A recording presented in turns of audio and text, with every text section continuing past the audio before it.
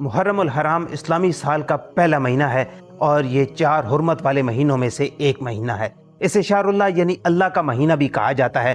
اس کے پہلے 10 دن بہت ہی حرمت والے اور فضیلت والے ہیں۔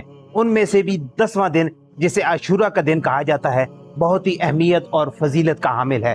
آج کی اس ویڈیو میں ہم پہلے 10 دن کی نسبت سے 10 ایسے کام جانیں گے تاکہ آپ دنیا اور آخرت میں سرخرو ہو سکیں۔ محرم الحرام کے شروعاتی دنوں میں سب سے پہلے تو یہ تہیہ کرنا چاہیے کہ گناہوں سے مکمل طور پر توبہ کرنی چاہیے اور اس مہینے کے ادب کو ملحوظ خاطر رکھنا چاہیے۔ اللہ تعالیٰ قرآن کریم میں ارشاد فرماتے ہیں کہ یقیناً مہینوں کی تعداد 12 ہے جو زمین و آسمان کے پیدا ہونے والے دن سے ہے، اور اس میں سے 4 حرمت والے مہینے ہیں، تو ان مہینوں میں اپنی جانوں پر ظلم ہرگز نہ کرو۔